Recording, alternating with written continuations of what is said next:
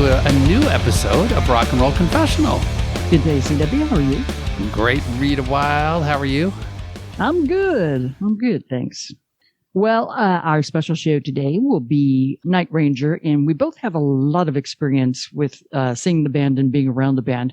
You, as producer or assistant producer for Rockline, I guess, doing the call screening and stuff. And for the various times that we've had Night Ranger at the station during our interim. And of course, as we explained in the podcast, it was, definitely a big time for Night Ranger, and it fit in perfectly with what KLOS was doing. So they were huge, and they were always present. They were always around. They did such a great job of supporting the station, and vice versa. I mean, we supported them playing, absolutely. hit after hit after hit. Thank God they were hits.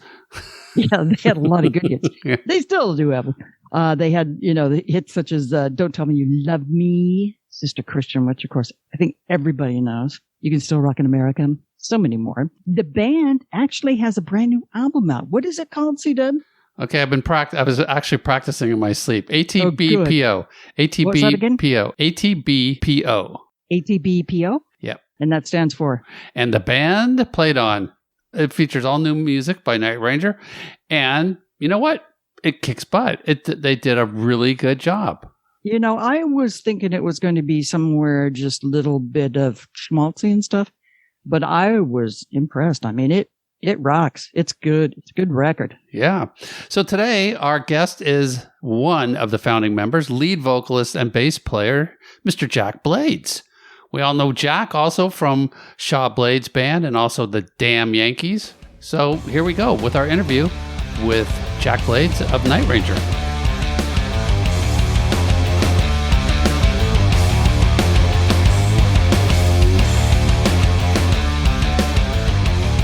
Hello. Hello, What's Jack Blades. happening? What's up, you? Hello. How you doing? Great, Good. thank you. How are you? I'm doing great. I love your background. Is that real? Let me see. Is that a real guitar? Let's see. Is that a real? Are those real gold records? Yeah, it's not a screensaver. He's got about 30 gold records in the background. It's beautiful. I see Aerosmith. That's just half of them. That's pretty awesome. Congratulations on this new album and the band played on. You guys, it's a really strong statement. It's like, hey, we're Night Ranger. Remember us. If you don't know who we are, this is who we are, and we rock. I mean, it's a really awesome record. Congratulations.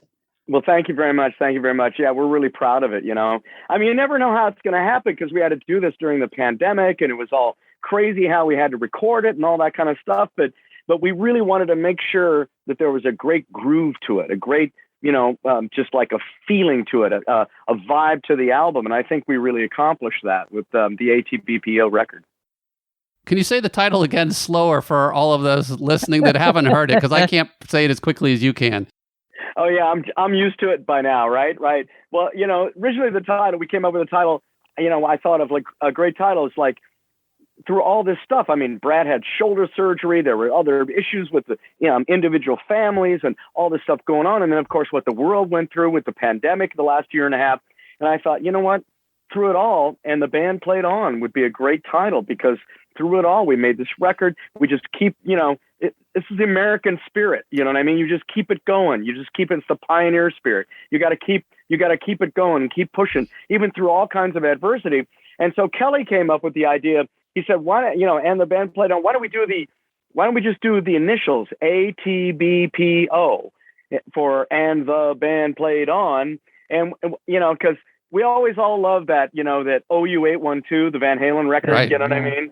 We always thought that was great and everything like that. So we're like, this is great. And then, so we said, okay, it's going to be ATBPO. So you're going to practice that now, ATBPO. But anyway, so, and the band played on.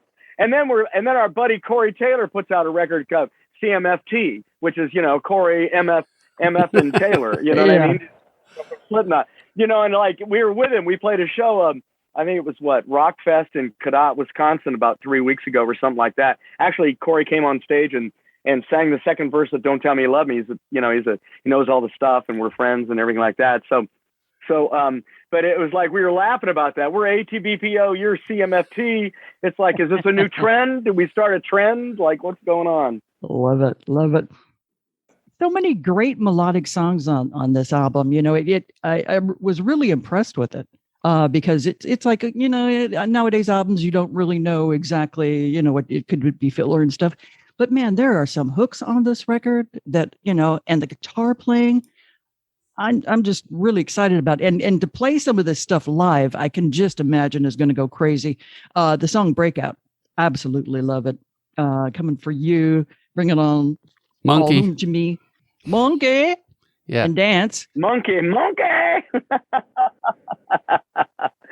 Monkey is not about a drug addiction, okay? I mean, it's like somebody said, that's all about a drug addiction. I'm your junkie. It's like, actually, no. It's about being in a relationship, and this girl's like got you so beat up and so like, you're like she's the organ grinder and you're the monkey dancing. You know what I mean? If that's really what the song is all about, but anybody can choose to think it's about whatever they want. Never destroy the dream, right? Or whatever. So, yeah, there's going to be a lot of decisions to be made on which songs to play live and which songs not. And we're already having that debate because, I mean, like I want to play Dance. I love the song I Want to Dance. I mean, I think it's a great, thing. It starts off with the drums kind of like that Life is a Highway by what was that guy, Tom Cochran? There's like, and also the Queen thing. And I want the audience to get into it and clapping and stuff. And of course, like you said, Bring It All Home to Me. We play Breakout right now, which is going over just wonderfully. Everybody's just like, yes. And I mean, it's like, hard to make it easy. That's another one of my favorites. So it's going to be difficult to figure out which ones not to play and not to like bore the audience with about 8 new songs, while we're on tour. You don't want too many bathroom breaks. Right. Beer breaks, right? The thing with the songs, though, is that they're so melodic. It's like, it sounded like it could be early Night Ranger stuff. I mean, it's just so good. It just, you just continued on that path, continued on that road, and just nailed it, man. So impressed with you guys. You still have a lot of the same nucleus from the beginning. Yourself, Mr. Jack Blades, you got Kelly Keegy and Brad Gillis, who's killing it on guitar, dude. Yeah. I mean, Brad is just, it's so funny. I when you're making a record, you're so deep into the weeds with the songs. I mean, you're like, you're not just like hearing a 4-minute song and just going about, okay, next. Yeah. No, you're like, hearing every minutia. You're hearing every like guitar part, every bass thing. Does this work with that? Does it? You're taking it apart. You're like, you're sort of disassembling it and reassembling it in your mind. And it's so crazy, at the end of the project. And some of these tracks, because we did it all remotely, everybody was sending in their tracks. Some of these songs had like 150 tracks on it. And like, we're like, this is not going to work. Okay. So we're like, we're filtering through and getting all these parts done and everything like that. But it was such a task and all that kind of thing that, man, I didn't listen to the record for a long time after it was completely finished. I just said, I got to step away from this thing, man. Because I was in the middle of like, people were calling me up. Hey, what happened to my part? Well, I had to, we had to move it around because it didn't fit with this. Well, I didn't know that. And then okay, I'll put that back. Okay. Now, hey, what happened to my part? And it's like, it was back and forth and everything, but everybody was really happy with the final outcome and everything like that. So we played Sturgis last Monday, and I was flying out there to Rapid City, and I said, we were in Denver. We played a show in Denver, and then we were going to Rapid City afterwards. And I was, I'm going to listen to the album. I'm going to listen to the whole album myself. I haven't listened to it just by myself on the, on the plane. I listened to it top to bottom, and man, I was like, I got off the plane and I found Brad. I'm like, dude, you played some great guitar on this record, and Carrie too. I mean, Carrie, you guys just freaking rock this thing. And I'm listening to all the thing, and because I hadn't done it like that. I hadn't sat back and listened to it and everything like that. So I was very. I'm happy with the outcome too. But like you said, Brad played some amazing guitars on this, and so did Carrie. So since all this was recorded remotely, did it take away from spontaneity? Did it take away from any creativity, or did it allow more? What was the change, between you guys all being in one studio to how you did it this time? Yeah, it was a challenge that way, because normally we go in the studio all together and we start jamming on songs, And after we get it to a certain point, we go right into the studio. Like I have a studio in Northern California. We just used to record there and all hang out and everything like that. And we'd rehearse there, and we'd go right into the studio because it was right there and record it right away to keep it fresh and exciting and everything like that, and keep everything really up and up. So this time having to do it so remotely, I mean, it was like we really had to focus on this album's got to have a groove. The songs have to feel like we were all in the room. It's got to feel like it has a groove. I mean, so we really, really, really pushed that on all the parts, on everything we did, on everything we played, and all that kind of stuff. And I think we pulled it off. You know, I think it ended up being the way we wanted to do it. You know what I mean? So, but yeah, that was a real challenge, and that was something that we really focused on hard, and we dug deep into that. You know what I mean? So we wanted to make sure that it felt like we were, like it had a groove. The whole album had a groove. Despite the inconvenience and the interference with so-said pandemic, you guys were kind of like on the road mid-March, and then all of a sudden it kind of went away. In retrospect, was it kind of good for you though, just to shut down in a sense off the touring road, because you're a road monster, man. You've been playing for 40 years, Actually, that is interesting, because we call it the day the music died. It was like March 13th. Like we were out on the road. It's like March 12th. We were out on the road, and like March 13th, everybody canceled their shows. Everybody. It's like you're flying home. Everybody's going home, and everybody all over the country canceled. Everything just went. That's it. We're canceling everything. Everything's off. And so we're thinking, okay, we're going to be home for a couple months maybe, and just kind of hanging out. I'm like, oh, this is going to be sweet, man. I haven't been home. I haven't been off the road. This is the most I've been off the road since probably 1981. You know what I mean? I was like, this is going to be great. I'll just kind of hang out, do what I want and whatever, and just nothing. And so 2 months, I'm like, okay. Then 3 months, you're sitting around going, okay. 4 months, you're like, this is this is the worst, and just, we got to get out and play. We got to play. And so when we started playing again, it was like, I didn't realize how much it's a part of me, how much of my heart and soul is on it. I mean, I remember when we first started playing again, and it's like, having not played for like 6 months or something like that, we did some shows and like towards, like the end of last year. And it was like, I forgot how much that this is my life, and how much this is a part of me. And there's no way that I'm ready to like give this up yet. I'm back on the bus, back on the road, back on the hitting. I mean, there's no way. I've got a lot more playing to do. That's what I realized. And I think the rest of the guys did the same thing. You guys were huge in the 80s on MTV. And I think it might have been at the time that there was no other videos, because you guys came in right when MTV started. And the 40th anniversary just happened 2 weeks ago. I know you made a video for the first song on the album, and I'm wondering, you plan to keep making them? Is it something that's still, do you think, productive for the band? Well, we made a video that's also for Bring It All Home to Me. So that's on YouTube right now. And there's some other things. And we got some other tricks up our sleeve. We've got a sort of like a plan going, and there might be some stuff going on later in the fall that, like, even you might hear some new stuff, So we got a few tricks up our sleeve. And yes, you're right. I mean, look, we're celebrating our 40th anniversary next year. I mean, it'll be 40 years since the release of the Dawn Patrol album. Mm-hmm. And so really, when that album first came out, you're right about the fact that MTV, I mean, we made a video with all our buddies and our friends, like, checked out all the gear at the UCLA Film School on a weekend, and we did it all guerrilla style for that first railroad track, Don't Tell Me You Love Me video. And I think you're right about the fact that MTV probably had, 3 videos or 4 videos.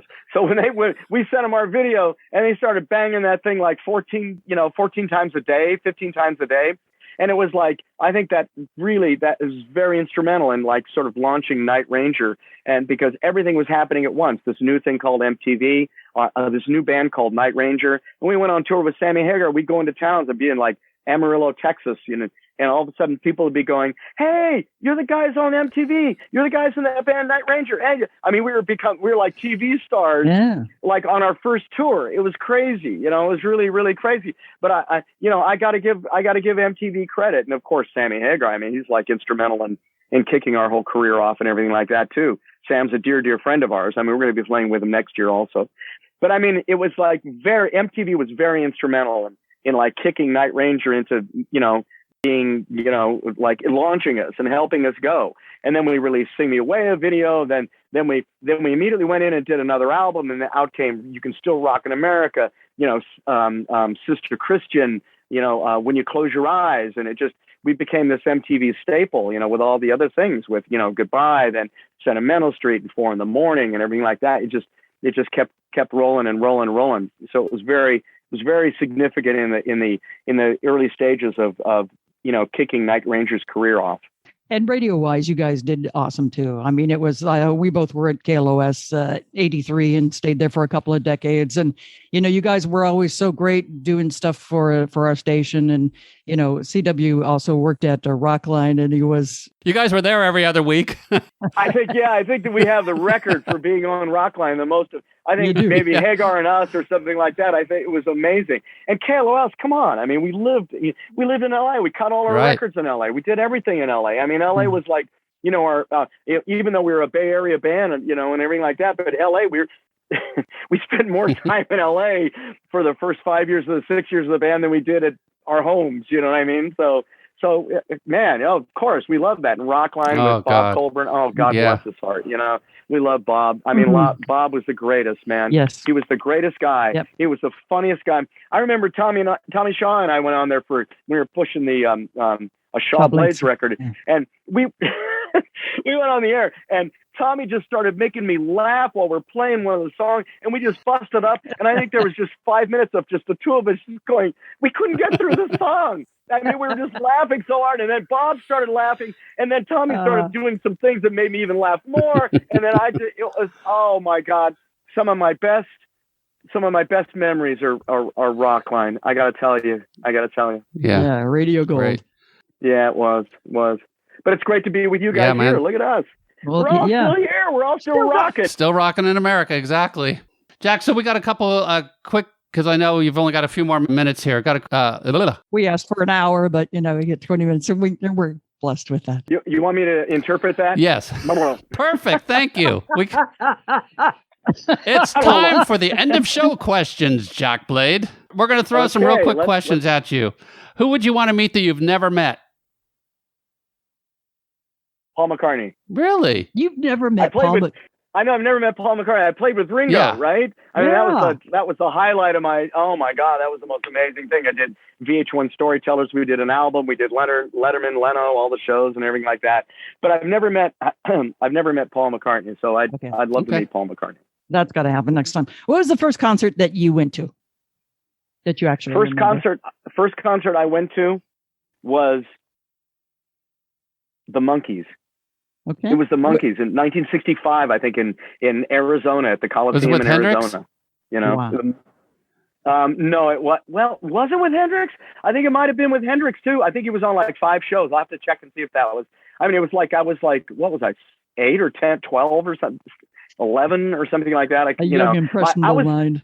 I was into the Monkees, and my brother was into the Doors and like, all these heavier things and everything like that, and he introduced me to all those kind of bands. But I was like a couple of years younger than my brother, so I was into all the, like the Monkees. It's great. What's your craziest Spinal Tap moment? My craziest Spinal Tap moment is Night Ranger, the band. We were on the tour bus, and we pulled up. We just finished a show in New Jersey, and we were heading down to Virginia. And it was like 2:00 in the morning, and we got off on the Jersey Turnpike, and I jumped off. I had like my flip-flops, my shorts, my glasses on, a tank top. It was in the middle of summer. It was like 90 degrees. I had a quarter in my pocket. There's no cell phones back then, right?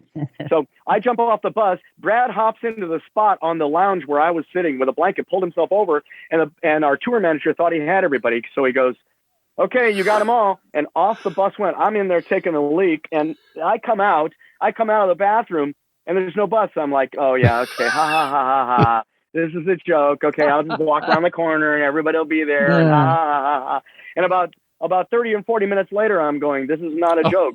And about an hour later, there's cars pulling up going, give me $1, sissy. And I'm like, oh, this is going to be bad. This is especially really for a bad. buck. And so finally a cop pulled up, and I jumped up the cop, and I was like, I'm in a rock band, and my band left me, and it's that. I was like you a minute ago. I was like, I couldn't even get it out. And he goes, get in the car.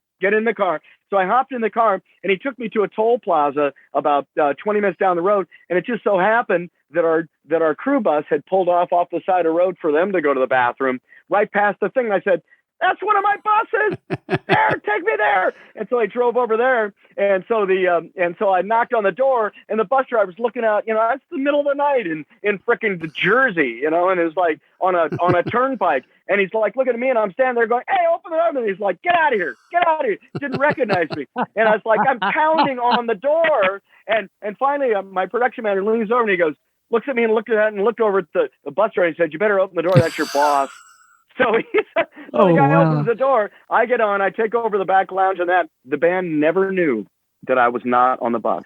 They pulled in. We called ahead. We pulled in, and somebody went up to our touring manager when he was getting on the bus, and he said, "So, everybody good on the bus? You got everybody?" And he said, "Yeah." And he said, "Jack, okay? Is Jack on the bus?" "Oh yeah. He's back in his bunk." And he said, "Why don't you look again?" He looked, and he was like, He said, that's okay. We got him. He'll be in about a half hour, 45 minutes. He's on another bus, and he's come. They had no idea for the entire ride down to Virginia Beach that I was not on the bus. So that's a hell of a Spinal Tap moment, if you ask me. That's family love. Absolutely. There you go. That's better than like, no, I've got to, I can't hang out with you. I've got to sit in the lobby and wait for the limo. I think that's about like that. One quick question for you. This astounded me. You went to Indio High School, and you were the senior class president. Is that correct? That's really correct. Yeah, I was the senior class president at Indio High School, and I was. I think I was voted in the yearbook. What was the yearbook? I wonder if I still have that yearbook. I was voted like most dependable. But the funny part about it is, I had so many credits, and I had done so well in school and stuff like that. I got voted senior class president, and then halfway through the year, I took off and went to the junior college. So I only, they voted me most dependable, and I got elected senior class president, and I left half of the year with half the year left. I'm like, I'm out of here, man. I'm gone. And I blew out, and so that's pretty funny. But yes, that's true. I was the senior class president of the class of 1972. Congratulations. Yeah. A lucky man indeed. Lucky man indeed. That's great stuff. Well, we're pressing on our time, or your time, and we don't want to go over, but just want to say thank you so much. Congratulations again on this album. It's very good. Excellent really album. good. Sounds like another great Night Ranger album. Oh, we had, we're excited about it. We're excited about everybody listening to the ATVPO record. I mean, we're pumped, and we want, we can't wait to get out there and play for more people and everything. And guys, I'll hang out with you guys anytime. Next time we'll make it an hour. Thank you. Excellent. Let's do that. Appreciate it, Jack. All right. Take care. All right. Got it. Blessings. All right. Cheers. Thank you so much. Bye-bye. Okay. It was a quick interview because Jack was in a big rush.